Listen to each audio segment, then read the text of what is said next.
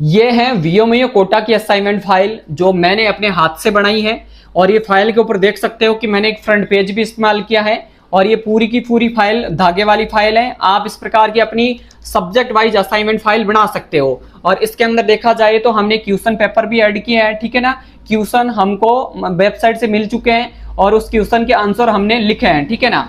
और ये देख सकते हो कि अपन ने क्वेश्चन लिखने हैं और एक तरफ मैंने क्वेश्चन लिखे हैं, दूसरी तरफ ब्लैंक पेज छोड़ दिया है। और ऐसे कंटिन्यूसली हमने एकदम साफ सुथरा काम किया है। और इसी प्रकार से आपको अपने सहूलियत के अनुसार जो असाइनमेंट की फाइल बनानी होती है, अलग अलग सब्जेक्ट कोड की अलग अलग फाइलें बनेगी और आपको अपने रीजनल सेंटर या फिर स्टडी सेंटर पे जमा करवानी होती है। और ये जमा कराओगे तब आपका जो है असाइनमेंट के नंबर वहां जुड़ेंगे। और ये फाइल जमा करवानी बहुत ही ज्यादा जरूरी है। अपने सब्जेक्ट कोड जितने भी हैं उसी के अनुसार पूरे सब्जेक्ट कोड है, पूरी की पूरी फाइलें बनने वाली है। तो आज के इस वीडियो में मैं आपको यही बताऊंगा कि आपको फाइनली इस प्रकार की असाइनमेंट फाइल कैसे बनानी है। ये फ्रंट पेज के अंदर जो इन्फॉर्मेशन भरी है कहां से निकलेगी, ठीक है। इसके अंदर जो आपने क्वेश्चन पेपर इस्तेमाल किए वो भी आपको कहां से मिलेंगे। और ये फाइल बना के आखिरकार कहां जमा करवानी है, जमा करवाने की लास्ट डेट क्या रहने वाली है। कहने का मतलब है कि असाइनमेंट को लेकर आपके जितने भी डाउट हैं इस वीडियो में मैं आपके क्लियर करने वाला हूं। इसलिए इस वीडियो को लास्ट तक देखना। और वीडियो देखने के बाद में आपका कोई भी डाउट है तो आप हमें व्हाट्सएप पे डीएम कर सकते हो। तो आगे का वीडियो मैं आपको लैपटॉप स्क्रीन पे समझाने की कोशिश कर रहा हूं। असाइनमेंट बनाने के लिए सबसे पहले आपके पास में स्कॉलर नंबर होना बहुत ही ज्यादा जरूरी है, क्योंकि आप स्कॉलर नंबर की सहायता से वीओमीओ कोटा का student one view portal login कर सकते हो। और लॉगिन करने के बाद में आप वहां से अपने असाइनमेंट डाउनलोड कर सकते हो। देख सकते हो कि अगर आपके पास में स्टूडेंट वन व्यू पोर्टल आ जाएगा तो यहाँ से असाइनमेंट डाउनलोड करने का भी ऑप्शन आ जाएगा। और यहाँ पे मतलब यहाँ से आप अपने असाइनमेंट डाउनलोड कर सकते हो। लेकिन ये जो student one view portal login करने के लिए सबसे पहले आपके पास में स्कॉलर नंबर होना बहुत ही ज्यादा जरूरी है। और स्कॉलर नंबर कैसे निकलेंगे? स्कॉलर नंबर निकलेंगे जो जब आपने एडमिशन फॉर्म भरा था, एडमिशन फॉर्म के अंदर जो रजिस्ट्रेशन नंबर होते हैं और डेट ऑफ बर्थ की सहायता से सबसे पहले आपका अपना एडमिशन जो स्टेटस है वो चेक करना है। एडमिशन स्टेटस से ही आपके अपने जो है ना स्कॉलर नंबर मिलेंगे। स्कॉलर नंबर उन कैंडिडेट के मिलते हैं जिनका एडमिशन कंफर्म हो चुका है, डिपार्टमेंट ने आपके डॉक्यूमेंट सही व्यवस्थित तरीके से चेक कर लिए हैं और आपके डॉक्यूमेंट सही है तो आपके जो एडमिशन कंफर्म का ही सिंबल है कि आपका एडमिशन कंफर्म हो चुका है। इसका मतलब है कि आपके स्कॉलर नंबर भी जनरेट हो चुके हैं। और स्कॉलर नंबर जनरेट होने के बाद में वहां से असाइनमेंट डाउनलोड करने हैं और आगे का प्रोसेस करना होता है। तो सबसे पहले आपको आपका जो है ना एडमिशन फॉर्म है आपके पास में होना चाहिए। और एडमिशन फॉर्म के जो ऊपर ही हेडिंग में देख सकते हो यहाँ पे फॉर्म नंबर यानी रजिस्ट्रेशन नंबर देखने को मिलेगा, ठीक है ना, फोटो के ऊपर साइड में। तो यहां से अपने रजिस्ट्रेशन नंबर निकाल लेने और यहाँ पे जो 5 नंबर का सेक्शन है यहाँ पे डेट ऑफ बर्थ लिखी होती है, ठीक है ना, वहां से अपनी डेट ऑफ बर्थ देख लेनी है। और फिर इस वेबसाइट पे आ जाना है, ठीक है ना। यहाँ से अपना एडमिशन स्टेटस चेक करना है। तो यहाँ पे अपना जो रजिस्ट्रेशन नंबर और डेट ऑफ बर्थ डाल देना, उसके बाद सबमिट कर देना है। जैसे आप सबमिट करोगे तो आपके सामने जो भी एडमिशन स्टेटस है बताया जाएगा, ठीक है ना। तो इस कैंडिडेट ने फॉर्म भरा है और एप्लीकेशन नंबर आ गया। और फॉर्म कब भरा है, रीजनल सेंटर कौन सा है, लेकिन अभी तक इनके स्कॉलर नंबर जनरेट नहीं हुए हैं। इनका मतलब कहने का है कि इन्होंने जो भी फॉर्म भरा है ना, जिस भी पाठ्यक्रम यानी कि बीए के अंदर फॉर्म भरा है, इनका जो अंडर प्रोसेस फॉर्म है, ठीक है ना।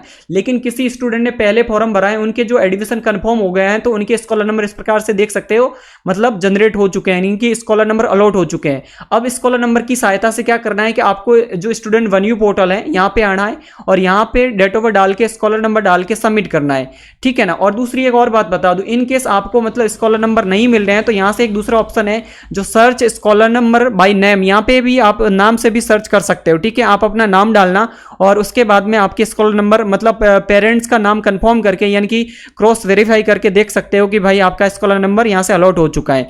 तो यहाँ से स्कॉलर नंबर अलॉट होने के बाद में scholar number date of birth डाल के सबमिट करना है। जैसे सबमिट करोगे तो आपके सामने student one view portal login हो जाएगा, ठीक है ना। तो स्टूडेंट वन व्यू पोर्टल के अंदर क्या क्या चीजें देखने को मिलेगी देख सकते हो कि ये तो मेरे पास में पुराना फॉर्म है, क्योंकि डेमो के फॉर्मेट में मैं आपको समझाना चाहता हूं, ठीक है। यहाँ पे आपका स्कॉलर नंबर देखने को मिलेगा, यहाँ पे आपका प्रोग्राम देखने को मिलेगा, आपका रीजनल सेंटर देखने को मिलेगा, आपका स्टडी सेंटर देखने को मिलेगा। यहाँ पे स्टूडेंट का जो नाम देखने को मिलेगा, पापा जी का नाम, जो भी आपका एड्रेस है, सब कुछ इन्फॉर्मेशन आपको स्टूडेंट वन व्यू पोर्टल पे देखने को मिलेगी, ठीक है ना। इसके आगे की बात करूँ तो देख सकते हो कि मतलब आगे यहाँ से देख लेना कि आपको अब असाइनमेंट की बात करूँ तो असाइनमेंट कैसे बनाना है, ठीक है ना। सबसे पहले असाइनमेंट सबसे इंपॉर्टेंट है, क्योंकि अपन यही चाह रहे हैं कि असाइनमेंट कैसे बना सकते हैं। तो आप नीचे स्क्रॉल डाउन करोगे ना तो यहाँ पे देख सकते हो ये वाला सेक्शन जो है ना एडमिशन डिटेल्स है, ठीक है ना, एडमिशन डिटेल्स यहाँ पे, और यहाँ पे प्रोग्राम नाम आ गया, क्रेडिट आ गया, स्कोर आ गया, लेकिन यहाँ पे एक असाइनमेंट का ऑप्शन आ रहा है और असाइनमेंट का ऑप्शन के नीचे ही एक डाउनलोड का ऑप्शन आएगा, ठीक है ना, और यहाँ से आप अपने असाइनमेंट डाउनलोड कर सकते हो। और यहाँ पे असाइनमेंट जो भी डाउनलोड करोगे ना डियर फ्रेंड्स, तो क्या होंगे, ये सारे के सारे है ना क्वेश्चन कॉपी, जो है ना क्वेश्चन कॉपी होगी, ठीक है ना। और क्वेश्चन कॉपी कैसी आएगी आपके सामने, असाइनमेंट डाउनलोड कर जैसे क्लिक करोगे तो आपके सामने क्वेश्चन कॉपी इस प्रकार से आ जाएगी, ठीक है ना। और ये सभी के स्टूडेंट के असाइनमेंट है, ठीक है। तो मैंने जो भी स्टूडेंट जो पोर्टल लॉगिन किया था ये बीए का है, और बीए के अंदर जैसे ही असाइनमेंट डाउनलोड करोगे इस प्रकार की जितने भी असाइनमेंट आ जाएंगे। अब यहाँ पे जो एचबी के 01 आ गया, सब्जेक्ट कोड आ गया, ठीक है ना, और यहाँ पे एचबी के 02 आ गया, CIN आ गया, ये आपके सब्जेक्ट हैं। और यहाँ पे बताया जा रहा है इंडेक्स में कि भाई अगर आपको एचबी के 01 के असाइनमेंट चाहिए तो 5 नंबर पे पेज पे मिल जाएंगे, एचबी के 02 के असाइनमेंट चाहिए तो आपको 8 नंबर पे पेज पे मिल जाएंगे, CIN की बात करूँ तो आपको 11 नंबर पेज पे मिल जाएंगे। इंडेक्स में सारी इंफॉर्मेशन दी हुई है, ठीक है ना, यहाँ से आप देख सकते हो। तो ये पूरे के पूरे असाइनमेंट है। अब आप सोच रहे हो कि हमारे तो सब्जेक्ट कम है लेकिन इतने सारे असाइनमेंट क्यों आए एक साथ में, तो देखो आप बीए के स्टूडेंट हो, बीए में किसी स्टूडेंट ने हिस्ट्री सब्जेक्ट लिया है तो किसी ने हिस्ट्री सब्जेक्ट लिया है, किसी ने पॉलिटिकल साइंस लिया है, किसी ने पब्लिक एडमिनिस्ट्रेशन लिया है, किसी ने ज्योग्राफी लिया है, किसी ने संस्कृत लिया है। तो उन सभी के असाइनमेंट अलग अलग नहीं भेजेंगे, ठीक है ना। उन सभी के असाइनमेंट की कॉपी हर एक मतलब कैंडिडेट के मतलब स्टूडेंट वन्यू पोर्टल में एक जैसी मतलब अपलोड करने वाला है, ठीक है ना। तो वहां से अपने सब्जेक्ट कोड के अनुसार आपको असाइनमेंट फाइल बनानी होती है। तो यहां से तो आपको ये जो देख सकते हो कि एचबी के 01 है, ये सब एक मतलब सब्जेक्ट है, ये इनके असाइनमेंट है, ठीक है, क्वेश्चन कॉपी है, ठीक है ना। देख सकते हो इन्होंने लिखा है कि आपको सेक्शन ए लेना है, सेक्शन ए के अंदर ये सारा बताया जा रहा है कि सभी क्वेश्चन करने अनिवार्य है। पहला क्वेश्चन पूछा है कि तत्सम शब्द किसे कहते हैं, तो ये आपको क्वेश्चन लिखना है, इसके बाद में आंसर लिखना है, ठीक है ना। ये आपको मतलब अलग अलग सब्जेक्ट कोड के अनुसार मतलब फाइलें बनानी होती है। अब आपके मन में क्या अंदर ये सवाल आएगा कि आखिरकार आपको कितनी फाइल बनानी है। तो डियर फ्रेंड्स, अगर आपने जुलाई सेशन में एडमिशन लिया है, ठीक है, जुलाई सेशन 2026 में, तो आपको अभी फर्स्ट सेमेस्टर की असाइनमेंट फाइल बना के जमा करवानी जरूरी है। लेकिन इसके साथ साथ में आपको सेकंड सेमेस्टर की भी असाइनमेंट फाइल बना के जमा करवा सकते हो, ये ऊपर आपके ऊपर है, वरना कोई कंपलसरी नहीं है। कंपलसरी सिर्फ अभी फर्स्ट सेमेस्टर की असाइनमेंट फाइल जरूरी है। तो आपने जो भी एडमिशन फॉर्म भरा है उसका 32 नंबर सेक्शन देख लेना। 32 नंबर सेक्शन के अंदर आपके सब्जेक्ट कोड देखने को मिलेंगे, ठीक है ना। अब इस स्टूडेंट की बात करूं तो ये मेरे पास में है, एक बीए का स्टूडेंट है और इन्होंने अभी हाल ही में एडमिशन लिया है। और इनके सब्जेक्ट की बात करूं तो इनके सब्जेक्ट देख सकते हो कि इनका एक तो एचबी के 01 सब्जेक्ट हो गया, हिंदी साहित्य सब्जेक्ट हो गया, एक हिस्ट्री सब्जेक्ट है, पॉलिटिकल साइंस एक टीटी 01 सब्जेक्ट है, ये सब्जेक्ट है, ठीक है। और ये सब्जेक्ट कितने हैं, ये 5 सब्जेक्ट है फर्स्ट सेमेस्टर के, ठीक है ना। इसी प्रकार से आगे की बात करूं तो अगर वो फर्स्ट सेमेस्टर के साथ में सेकंड सेमेस्टर के भी असाइनमेंट जमा करवाएंगे ना, तो सेकंड सेमेस्टर के भी ये हो गए, देखिए 02 कोड वाले सब्जेक्ट है सेकंड सेमेस्टर के सब्जेक्ट हो जाएंगे, 02 वाले देख सकते हो। एचबी के 01 हो गया, एचडी 0 हो गया, हिंदी जो हिंदी साहित्य, हिस्ट्री, पॉलिटिकल साइंस और टीटी 02 हो गया, ये मतलब सेकंड सेमेस्टर के सब्जेक्ट हैं। इस प्रकार से आपको मतलब अपने सब्जेक्ट देखने हैं अलग अलग, ठीक है ना, अलग अलग टॉपिक वाइज, ठीक है। मैं आपको मतलब ये चीजें समझाने की कोशिश कर रहा हूं। आगे की बात करूं तो ये तो बीए का है। इसी प्रकार से अगर आपने मतलब बीएससी में एडमिशन लिया है तो बीएससी का भी देख सकते हो कि बीएससी का देखिए कि आपके ये फर्स्ट सेमेस्टर कितने सब्जेक्ट है, देख लीजिए इतने 8 सब्जेक्ट दिख रहे हैं। इन सभी की असाइनमेंट फाइल बना के जमा करवानी होती है, ठीक है ना। तो इसी प्रकार से मैं आगे और की बात करूं तो मेरे पास में मतलब हर एक मैंने यही समझाने की कोशिश की है कि एक वीडियो के अंदर सारी इंफॉर्मेशन आपको मिल जाए। इसी प्रकार से देख सकते हो अगर आपने बीएलआईएस में एडमिशन लिया है तो बीएलआईएस की बात करूं तो बीएलआईएस के जो फर्स्ट सेमेस्टर के 4 सब्जेक्ट होता है, इनकी 4 की असाइनमेंट फाइल बना के हाल ही में जमा करवानी है। और 4 के साथ में अगर आप 4 और जमा करवाना चाहते हो इनकी सेकंड सेमेस्टर की तो भी करवा सकते हो, ये आपके ऊपर है। और वो एकेडमी वाले यानी कि रीजनल सेंटर वाले या फिर स्टडी सेंटर वाले वो आपके जमा करवा दें, कर लेंगे, वो आपको मना नहीं करेंगे कि हमें मतलब फर्स्ट सेमेस्टर के साथ में सेकंड सेमेस्टर की नहीं करेंगे।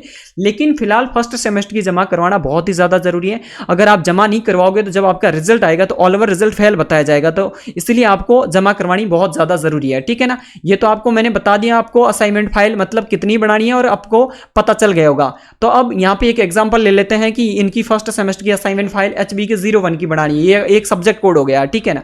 तो सबसे पहले एक इसका डेमो समझा देता हूं मैं आपको, ओके। उसके बाद में आपकी सारी चीजें समझ में आ जाएगी। तो देख सकते हो कि मैंने मतलब एचबी के 0 जो सब्जेक्ट ले लिया है। और एचबी के 0 सब्जेक्ट की बात करूं तो देख सकते हो कि असाइनमेंट ये पढ़े देख लो, आप HB के 01 है, ये मतलब ये क्वेश्चन जो है ना कॉपी मैं टेलीग्राम पे डाल दूंगा, वहां से आप डाउनलोड कर सकते हो, वरना स्टूडेंट वन यू पोर्टल से भी डाउनलोड कर सकते हो। तो HB के 01 का जो पहला क्वेश्चन है यहाँ पे पूछा हुआ है कि तत्सम शब्द किसे कहते हैं, तो हमने इसका आंसर लिखा है। देखिए हम बताओगे कि आपको फाइल किस प्रकार से बनानी है, तो देखिए कि मेरे पास में ये है कि देखो तत्सम शब्द किसे कहते हैं। ये हमने एक पेज लिया, ठीक है, ब्लैंक वाला पेज, आप ब्लैंक वाला पेज भी ले सकते हो, लाइनिंग वाला पेज भी ले सकते हो, लेकिन आपको इंटरनल असाइनमेंट फर्स्ट सेमेस्टर इस प्रकार की हेडिंग डालनी है, सब्जेक्ट कोड डालना है और सब्जेक्ट का नाम डाल देना, उसके बाद में सेक्शन ए डाल देना है, क्योंकि इसमें दिया हुआ है, देख सको, क्योंकि इसमें दिया हुआ है कि सेक्शन ए, ठीक है, सेक्शन ए के अंदर जो भी सभी क्वेश्चन दिए हुए हैं सभी क्वेश्चन करने अनिवार्य है। तो हमने जो पहला शब्द लिखा हुआ है कि तत्सम शब्द किसे करना है, ये भी आपको हाथ से लिखना है, उसके बाद में आंसर लिख दिया। दूसरा इसमें क्वेश्चंस पूछा हुआ है कि अनुच्छेद जो 345 का अर्थ लिखिए है, तो इसमें ये भी लिखा हुआ है कि 345 का अर्थ लिखिए। ये इस प्रकार के आपको अलग अलग सब्जेक्ट कोड की अलग अलग जो क्वेश्चंस पूछे हैं उसके अनुसार अलग अलग आंसर आपको तैयार करने हैं और फाइलें बनानी है। इसी प्रकार के TT01 की बात करो तो ये एक सब्जेक्ट कोड है, ये इनकी पूरे असाइनमेंट है इसमें। तो TT01 आपको कहां मिलेगा, जिसके इंडेक्स में जाके देख लेना है कि TT01, देखिए इसमें TT01 कहां पे है, 17 नंबर पेज पे है, तो 17 नंबर चले जाते हैं।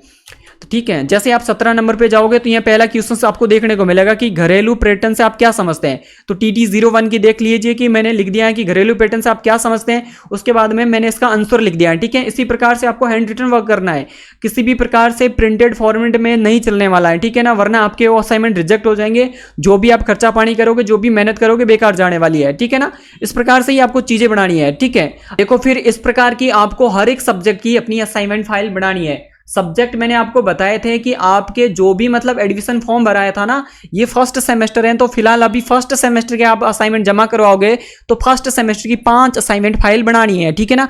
ये 01 सब्जेक्ट कोड है ना, ये सभी फर्स्ट सेमेस्टर के हैं, और 02 कोड है ना, ये सभी सेकंड सेमेस्टर के हैं, ठीक है ना। तो यहाँ पे आपको अलग अलग सब्जेक्ट की अलग अलग मतलब फाइल बनानी है, इस प्रकार की हैंड रिटन। और ये फाइल किस प्रकार से बनानी है, इस प्रकार से फाइल बनानी है, और फाइल ये धागे वाली फाइल लेनी है। और दूसरी बात करूं तो ये फ्रंट पेज आपको चिपकाना है। फ्रंट पेज के ऊपर देख सकते हो कि सबसे पहले आपको जो देखने को मिलेगा यहाँ पे क्या है कि पाठ्यक्रम का जो है ना कोड लिखना है, ठीक है ना। और पाठ्यक्रम कोड कैसा लिखा है, देखिए HI01 हो गया, ठीक है, और मतलब हिस्ट्री का ये कोड हो गया। अगर जो हिंदी साहित्य है तो HD01 हो गया, और यहाँ पे जो हिंदी कौशल भाषा है तो HB के 01 हो गया, ठीक है। इस प्रकार से यहाँ से आप कोड लिख रहे हैं। और इसके बाद में आपको क्या है कि आपका पाठ्यक्रम कौन सा है, तो यहाँ पे आपका BA फर्स्ट सेमेस्टर तो BA फर्स्ट सेमेस्टर लिख दीजिए, MA first semester, MA history first semester है तो MA हिस्ट्री फर्स्ट सेमेस्टर लिख देना है। BSc जो भी आपका CBZ है या फिर जो भी सब्जेक्ट कोड है वो कोर्स लिख देना है, ठीक है। उसके बाद में अपना स्कॉलर नंबर डालना है, उसके बाद में आपको नाम डालना है, उसके बाद में आपका पिताजी का नाम डालना है, उसके बाद में आपका पूरा एड्रेस डालना है। उसके बाद में क्या है कि आपका जो भी मतलब जो है ना रीजनल सेंटर है वो मतलब स्टडी सेंटर डाल देना है, ठीक है ना। स्टडी सेंटर डालना है, आपको स्टडी सेंटर डालना है। उसके बाद में आपको क्या है कि अपना रीजनल सेंटर डाल देना है, और उसके बाद में आपको सबमिट कब करवा रहे उसकी इन्फॉर्मेशन डाल देनी है, ठीक है ना।